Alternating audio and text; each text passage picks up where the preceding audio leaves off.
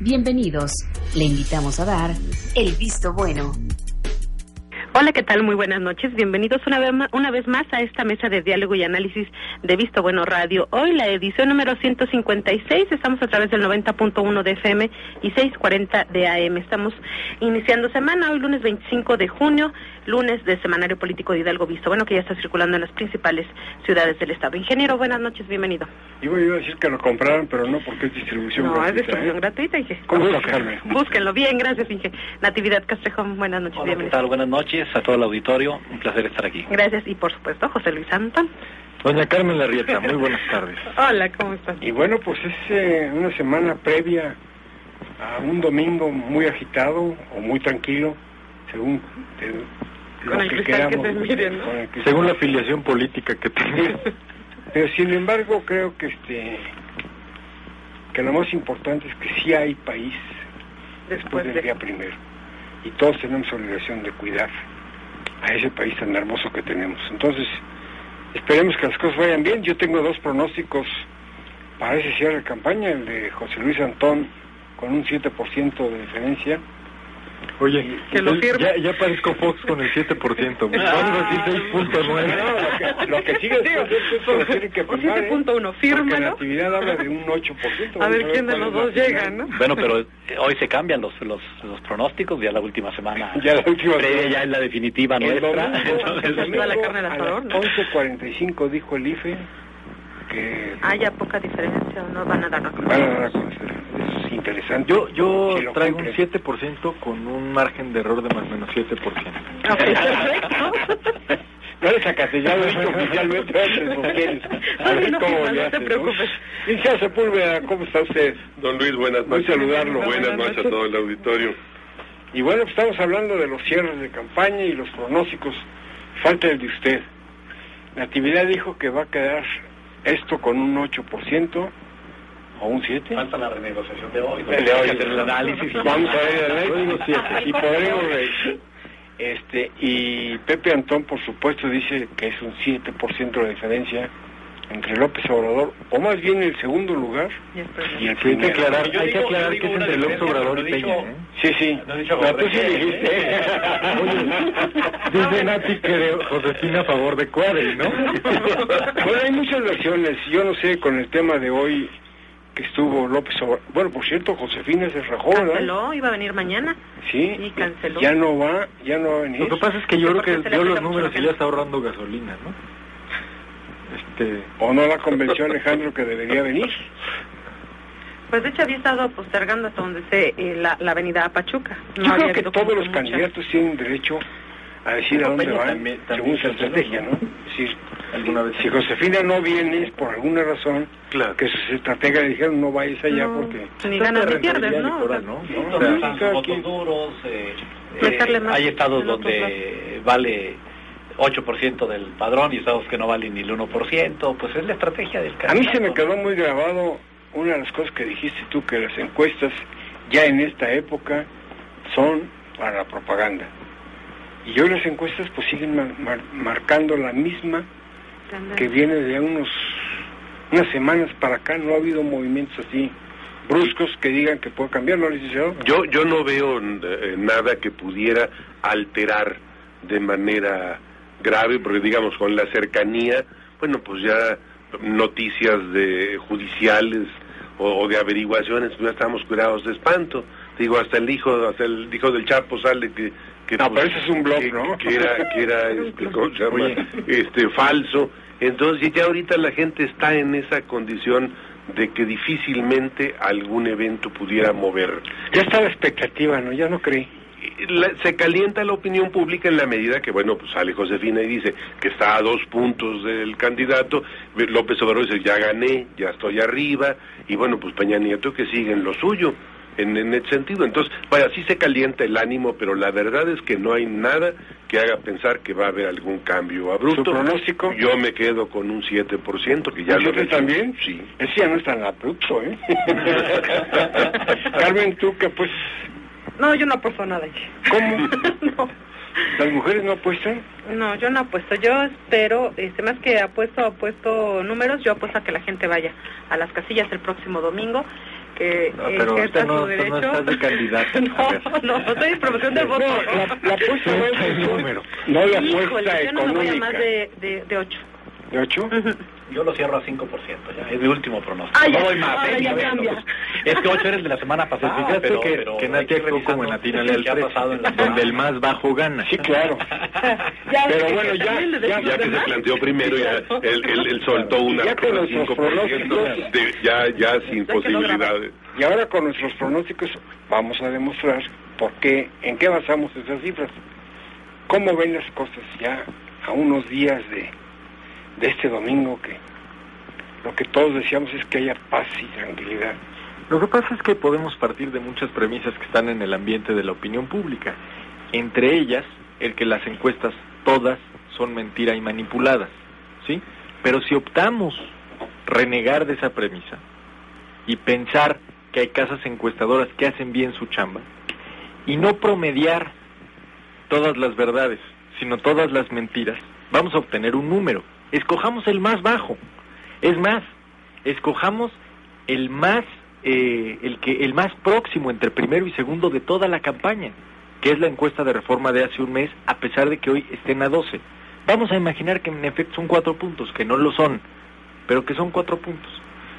Pensando en una participación del 50% de un padrón de 80 millones, tendríamos algo así como 1.600.000 votos de diferencia, lo cual, considerando que la última elección presidencial se decide con 270.000 votos a favor de Felipe Calderón, que, paréntesis, son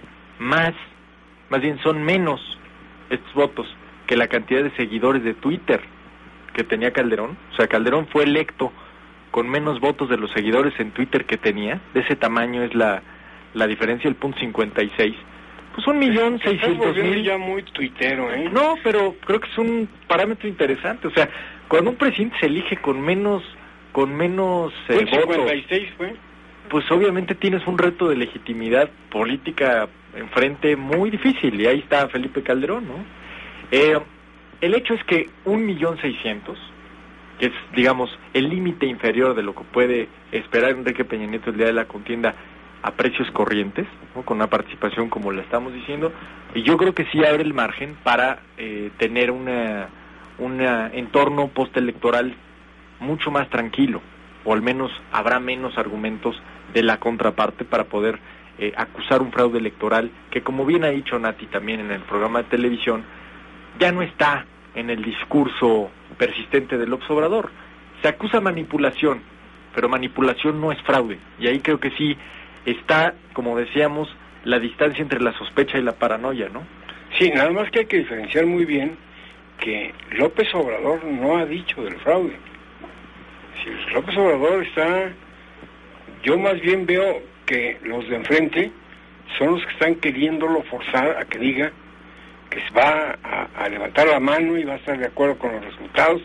Y bueno, pues el señor también tiene libertad para decir pero hay lo que quiera, ¿no? Pero hay una fracción, digamos, muy numerosa en la opinión pública, en el electorado, que sí cree que la elección no es limpia, que sí cree que el IFE no es confiable, que sí piensa que todas las encuestas mienten, y que si no gana López Obrador, esta habrá sido una elección fraudulenta.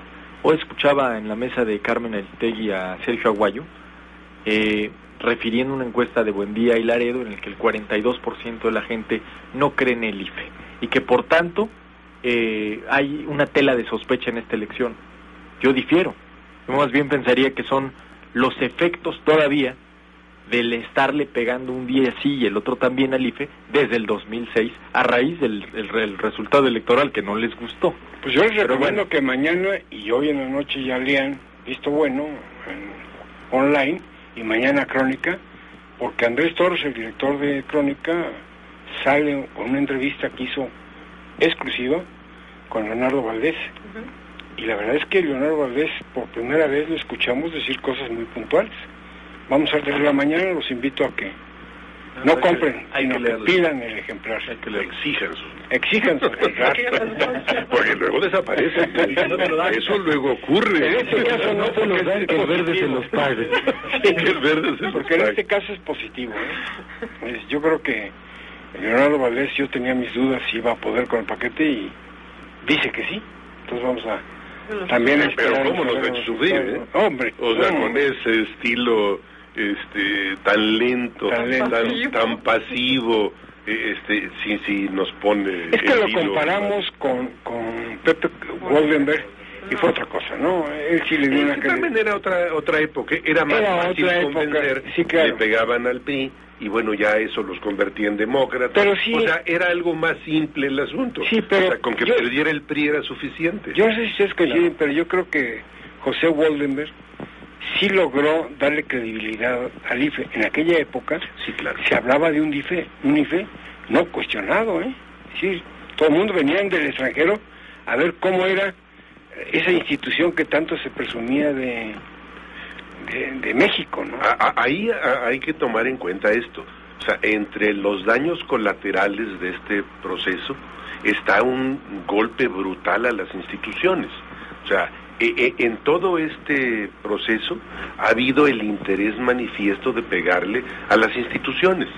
Digo, no es coincidencia la genial ocurrencia de Pedro Ferriz, por ejemplo, donde sale con la batea esta de que hay que acabar con los plurinominales. Hay algunas ocurrencias también geniales de que pedirle a la gente que no vote por los senadores para que, oh sorpresa, el día de la elección se destapen todas las casillas del país y estén vacías y por lo tanto no se pueda nombrar senador. Así lo dicen en los medios. Las comunicaciones en contra de los plurinominales, que digo que me parece pegarnos un balazo en un pie. O sea, este país solamente puede salir adelante en base a las instituciones y el Congreso está llamado a ser la institución democrática por excelencia, no en México, en el mundo entero. Entonces vamos a mutilarlo, vamos a pegarle con argumentos verdaderamente ridículos y entonces, bueno, ya estamos pidiendo que desaparezcan. O sea, el desaparecer los pluris implica volver al año de las cavernas, a la época de las cavernas en esto. El que gana se lleva todo. O sea, Hidalgo, por ejemplo, digo, durante muchos años ha tenido solamente diputados federales del PRI, exclusivamente. Gracias al sistema de pluris se permite que otros partidos tengan voz. Entonces vamos a volver al esquema en donde si el que gane se lleva todo. Una pregunta, ¿no? Qué horror. ¿No es un gasto innecesario? ¿Tantos? Yo les pregunto, Vaya, 500 diputados en un país de más de 110 millones de... A ver, yo no creo que sean tantos. Ahí son suficientes. Ahí hay un argumento muy interesante. Si algo ha sido insistente en los medios de comunicación, es que quitar o remover o adelgazar al Congreso va a representar un ahorro para el país. Este es un país que gasta al año 3.8 billones de pesos. De esa enorme bolsa del gasto público, el Congreso representa, y en particular la Cámara de Diputados, poco más de 6,000 millones de pesos al año. Entonces estamos hablando del 0.005% de la bolsa, de la masa presupuestal. Sería mucho más interesante, por ejemplo, analizar la cantidad de plazas, 800, que se crearon en los últimos 10 años, de nivel de director adjunto y superior, que cobran como subsecretarios, y que, bueno, rompieron con este viejo dicho del PAN, de que había que eficientar al gobierno, y de que basta de burocracias doradas, como en la era del PRI. Bueno, si algo creció, fue el gasto corriente y esta burocracia bien pagada, que no necesariamente es más eficaz. Entonces, este argumento de que adelgazar al Congreso es un ahorro para el país, es una falsedad. Y en esta época hablar de ahorros, o sea, vamos reduciendo para ahorrar dinero, el Congreso, por favor. Pero otra, hay que reducir donde tengamos que reducir. Si no nos pasa lo que al mercader de Venecia, ¿no? Es decir, si quieres pedir 1 kilo de peso, o 2, porque te sobran, pues te los quitas de la panza y de la grasita, ¿no? No te vas a cortar una pierna o vas a cortarte las orejas para ver si bajas 200 gramos. Los señores diputados vuelan en primera clase, a donde quiera que van. O sea, simplemente que quitáramos eso. Exactamente. Los apoyos que tienen especiales para gastos y demás, en la frecuencia de los viajes. Digo, yo creo que con todo eso, digo, vaya, el sueldo neto de los 200 diputados primeros son 380 millones de pesos al año. el sueldo neto. Ahora, si quitas 200 diputados pluris, no le quitas un cacho al Congreso. O sea, le vas a rebanar y te vas a llevar estacionamiento, vas a vender el terreno. Va a pasar lo que con el presupuesto del IFE a partidos para publicidad. De pronto los spots fueron gratis y se quedaron con el mismo presupuesto. Digo. Son las 8 de la noche con 18 minutos. Vamos a hacer una pausa. Recuerden nuestras líneas de contacto 107-0523, 107-0526. Regresamos. No se desconecte de Visto Bueno Radio. Gracias por seguir con nosotros. Son las 8 de la noche con 20 minutos. Y bueno, gracias a la tecnología de Alejandro Bubón en su radiodifusor, estamos escuchando muy bien todas estas cosas, ¿no? Sí, pero volvamos a la realidad, al México de hoy, como dice López Dóriga. Quedamos en que, después de los pronósticos que hicimos, ¿qué sigue? Tú dijiste un 8, un 7, otro 7. ¿Siguen las justificaciones? Un 5. No, yo me quedé en la actividad, por favor. Como la bolsa sube y baja. Ya bajaste a 5. No, bueno, yo sigo revisando las encuestas con atención. Se siguen manteniendo en 12 puntos, 10, 15 puntos. Sin embargo, la experiencia anterior es que siempre hay un voto oculto, ¿no? Siempre hay un voto oculto que en los indecisos, que se manifiesta y que suele ser anti-PRI. O sea, el voto opositor suele ser anti-PRI, ¿no? Y creo que se va a cerrar un poco. El PRI originalmente planteaba ir por 20 millones de votos, era como su meta ideal, ¿no? De lograr 20 millones de votos para ganar con una certeza muy clara, tomando en cuenta que el gobierno anterior llegó con 14 millones de votos, ¿no? 14 millones y medio de votos. Yo dudo que alcance los 20, sí creo que va a tener 17, 18 millones de votos. El PRD superará su votación anterior de 14 millones, creo que llegará a 15 millones de votos, y el PAN creo que se va a caer un poco a 12 millones de votos, ¿no? ¿Por qué? Porque se está cada vez polarizando más entre Andrés Manuel y Peña Nieto, ¿no? Creo que si bien es cierto que Josefina no se derrumbó, siempre hablamos de que difícilmente se iba a derrumbar, tampoco creo que pase más allá del 25% del voto duro del PAN y el voto conservador, ¿no? Que por lo económico o por lo ideológico que Josefina no quiera cierra votar mal, por él.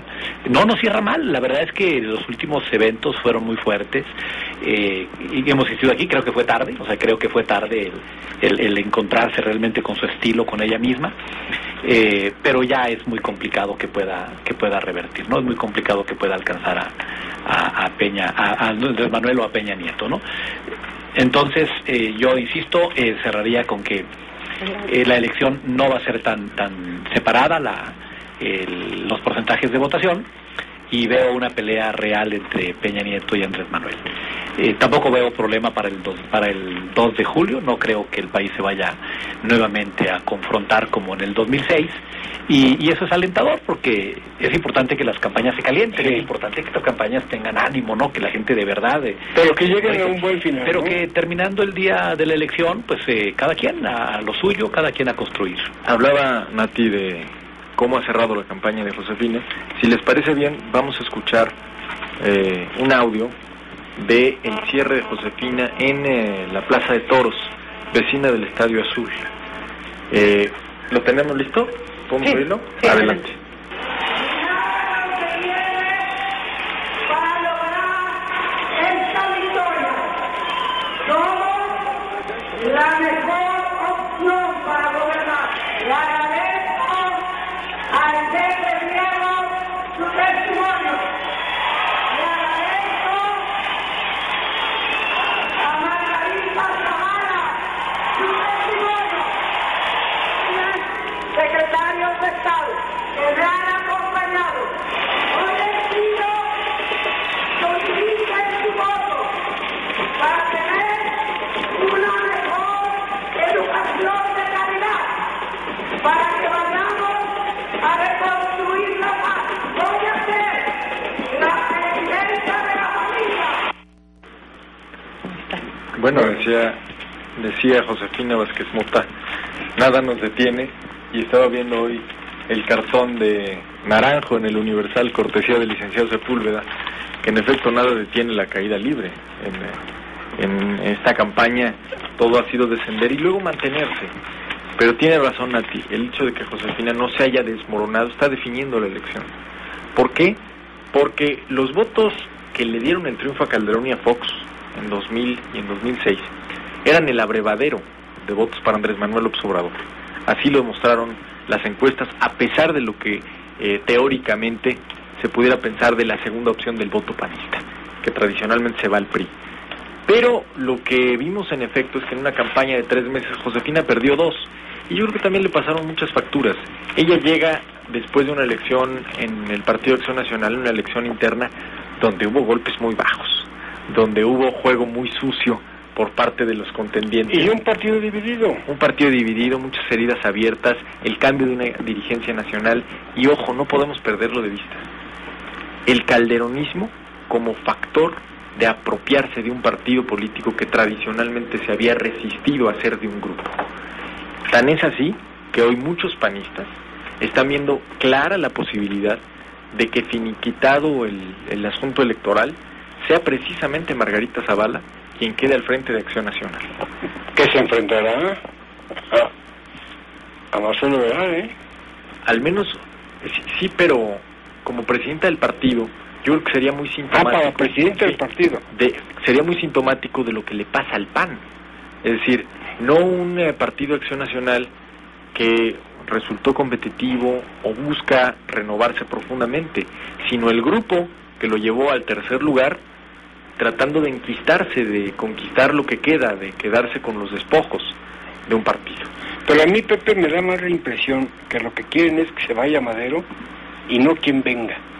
Les da lo mismo quien venga con tal de que se vaya Madero, porque es impresionante ver cómo las declaraciones de todos los que rodean el Comité Ejecutivo Nacional del PAN hablan mal de Madero. Entonces, me da la impresión de que ahí la división la fomenta la presencia de Madero. No sé ustedes qué opinan. Y la derrota, bueno, alguien tiene que pagar los platos rotos, ¿no? No, pero eso ya tiene que haber un chivo expiatorio y creo que se lo van a cargar a Madero, cuando también hay que reconocer que no fue Madero el que se opuso de manera tan tajante a Josefina, no ha sido Madero, si acaso el error de Madero, si acaso, es no haber tenido la fuerza suficiente para parar al grupo de los Pinos, ¿no? Que bueno, quien lo para, ¿no? Cuando están en todo el poder del gobierno federal, con todo lo que eso implica, pues no podría ser ni siquiera una ligera labor de contención. Entonces yo creo que están curándose en salud, y efectivamente los que cuestionaron más la llegada de Josefina, y ahora ya se han sumado a la campaña, seguramente van a querer quedarse con los despojos del partido. Bueno, para conveniencia de Josefina, a mí me llegó hoy un correo en el que me mandaban una encuesta que hizo el New York Times, en la que en primer lugar iba Josefina, en segundo lugar AMLO, y en tercer lugar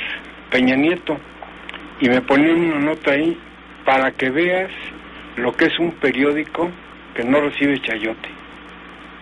Y me lo mandaron, son compañeros de la escuela, y la verdad, pues yo les contesté y les dije, oigan, si esto lo sacó el New York Times, seguro es un espacio pagado. ¿No será del 28 de diciembre? No, yo pensé primero que era el Movimiento 132, pero no, porque son gentes mayores de 60 años, entonces. O han de haber hecho una encuesta con la comunidad de mexicanos. O con el personal que trabaja en el New York Times. Es más, ni siquiera sé si es cierto o no, es verídico o no. Que salió. Me mandaron una encuesta donde estaba marcando, ¿no? Yo también. No se puede manipular tan fácilmente. Vamos, ni siquiera está en las redes hoy día así de manera pero viral. No, esto lo circularon un grupo de amigos que yo creo que lo que quisieron es...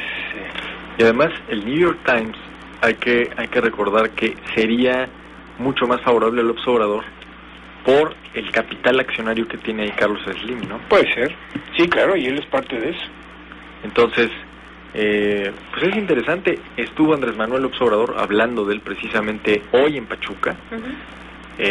Las cifras oscilan desde los 20,000 hasta los 5,000 muy escépticos y de mirada muy perdida, que dice que hubo 5,000 personas. Lo cierto es que Hidalgo ha sido un estado importante para la agenda de López Obrador. Los resultados del 2006, pues evidentemente le prenden un foco de atención para el López Obradorismo en Hidalgo que existe.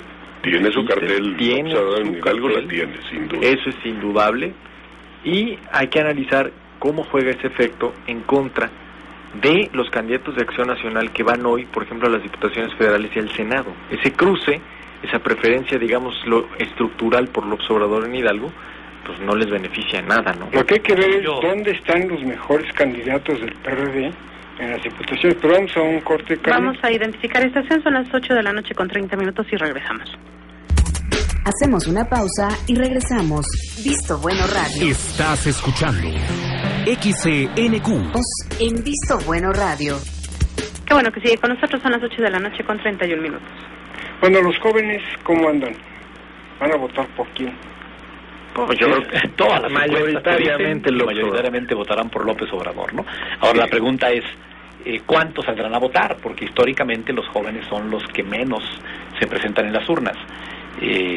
Habría que ver, yo creo que ese va a ser uno de los datos a revisar después de la elección. Esos 14 milloncitos. A ver cómo se comportaron, ¿no? Si finalmente decidieron ir a las urnas o hicieron lo que otros años, ¿no? Que permanecen al margen. Pero creo que el voto mayoritario va a ser por Andrés Manuel. 14 millones de jóvenes votando, cuidado, ¿eh? Sí, claro, pueden desviar cualquier No van a votar en grupo, en bloque, pero cuidado, ¿eh? Ni todos. Ni todos. ¿Qué porcentaje te gustaría? No lo sé. Me atrevo a pensar que aproximadamente un 50% ya sería... O sea, 7 por millones. arriba, creo que votarán por arriba del promedio de participación general. Es decir, entre 50 y 60%.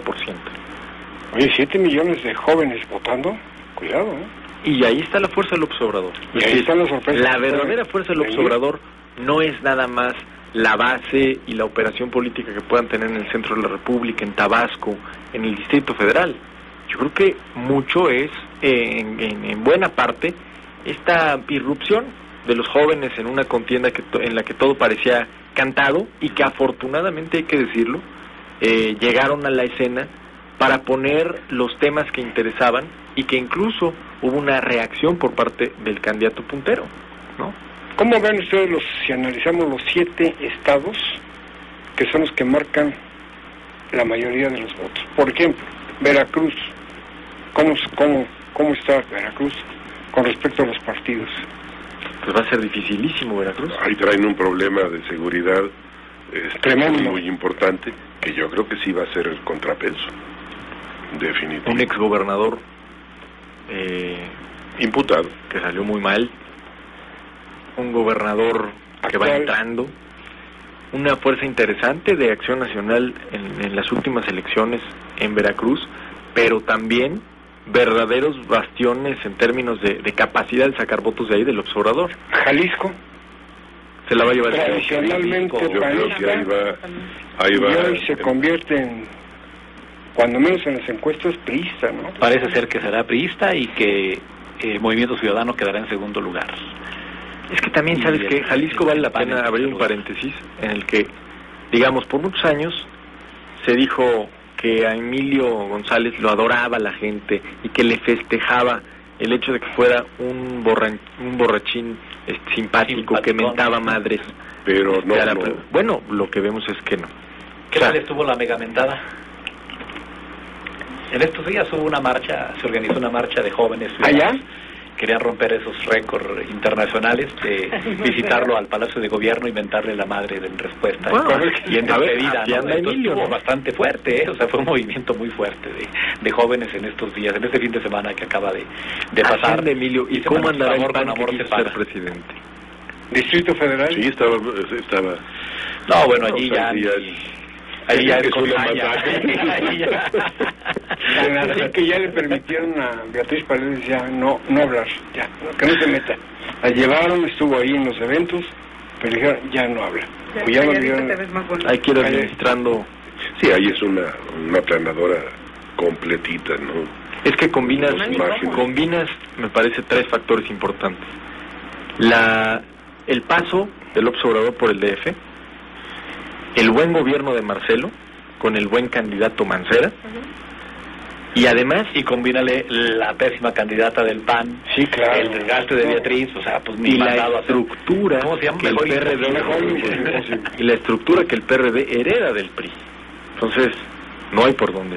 Estado de México. Creo que gana Enrique Peña Nieto. Sí. Pero con una buena votación de Andrés Manuel. De Andrés Manuel. Muy buena votación de Andrés Manuel. Sí. Y no poca cosa, ¿eh? No. Oye, entonces En ciudades como Nesa, como Ecatepec, donde andará en porcentajes son más mayores que Uruguay y Paraguay. 35%. nada más para nivelar, porque si no se ve muy cargado esto. Guanajuato. No, pues ahí el PAN va arriba, ¿no? Ligeramente, Y sin embargo, tampoco. no era tan contundente como otros. Sí, exactamente. no, sí, Está cerrado en León. Sí, Imagínate. sí. Sí, es que el desgaste del PAN es terrible, ¿no? A nivel nacional, y el costo está pues allí, ya a la orilla de la urna, ¿no? Conservarán muy poco de lo que tenían. El norte del país. El caso Ahí más sí, interesante, ahí. me parece, es Nuevo León. Y lo que pueda suceder en Coahuila, ¿no? O sea, creo que en Coahuila van a coexistir una maquinaria impresionante con una sociedad muy enojada. Es decir, le acaban de decir que sus nietos deben también dinero. Entonces, Es muy interesante esa... va a ser interesante ver quién puede más, ¿no? La aceptada maquinaria de los hermanos Moreira o pues la factura que le pasan al electorado. Y el caso de Nuevo León también es muy interesante, ¿no? Con un gobernador del PRI joven que era, digámoslo así, una copia al carbón del gobernador del Estado de México, Enrique Peña Nieto, que salió muy malo. Es decir, no ha estado a la altura. Pero también hay que decirlo, con la incapacidad del PAN de reconquistar a muchos neoleoneses, Sobre todo siguen dolidos, que siguen dolidos, que se acuerdan de muchas cosas, y que ahí de forma muy, muy incipiente, con hasta medio timidones, recelosos de lo que le puedan decir, el PRD ha avanzado ahí un poquito, Y avanzado en ciertas considerablemente, de porcentajes del 4 o 5%, ahora andan en porcentajes del 25%. Ahora, el PRD y el PAN allí está fraccionado, o sea, los dueños del dinero y los dueños del PAN se confrontaron terriblemente, ¿no? Y eso pues también abonó a que no pudieran hacerse de la plaza. Si tú ves quién anda acompañando a Andrés Manuel en el norte, vas a encontrarte con que son los que tradicionalmente apoyaban en votos, en prestigio y en dinero al PAN. Vamos a un corte. Así es, son las 8 de la noche con 38 minutos. Recuerda, estamos en su mesa de diálogo y análisis de Víctor Bueno Radio. Nuestras líneas de contacto 107-0523, 107-0526. No se desconecte de